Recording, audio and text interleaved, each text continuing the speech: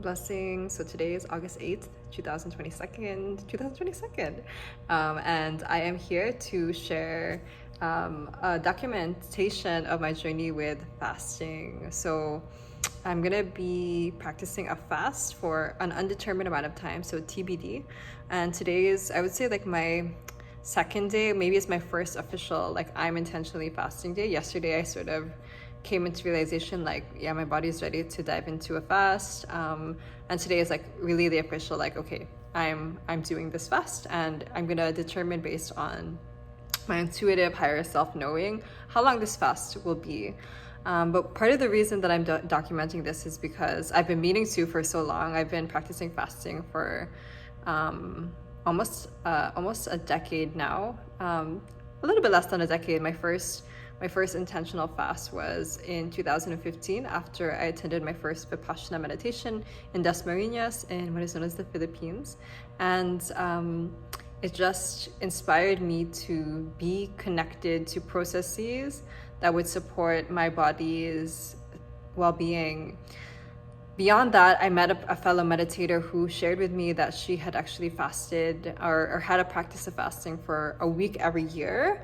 And so I thought it was like startling. I couldn't imagine fasting for a week at that point in my life. And I thought it was truly like wild that somebody could fast for that long. And then a few months after, I started experimenting with fasting with fresh coconuts around the full moon specifically, and it became a regular practice. Sometimes it would be like a day before the full moon, a day after the full moon, and then other times it would be for longer, like basically the entirety of the week, for three weeks before and 3 weeks after the full moon. And it really shifted a lot of my relationship to myself, my body, my sense of fullness and what it meant to be full.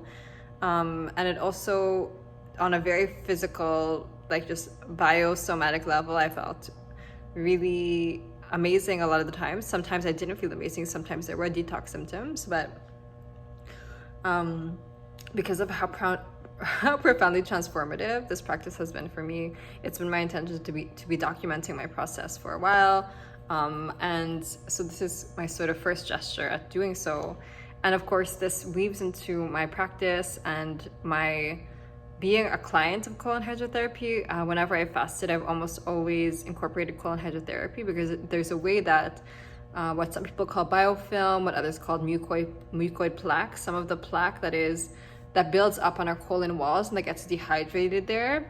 There are some ways that while you can, without enemas or colon hydrotherapy, support the release of that, you don't need these therapies.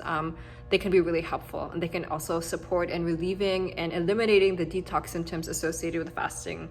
And so part of the intention too is also to introduce, the potential benefits of colon hydrotherapy. And this is more a personal reflection than any sort of promo video, but it inevitably weaves with my practice as a colon hydrotherapist, and so that's why I mention it. But really the emphasis on these videos will be on my personal practice. What I'll share is that during this first day, my intention is just to really notice moments when I am desiring to nourish myself, and without getting too cerebral about it, to kind of really experience that, to let myself experience noticing if I feel like I want to put a liquid in my mouth, and not to judge it. It's not to judge it. It's not to regulate. It's just to really notice it, rather than be in sort of an autopilot mode of just doing something because I'm used to it.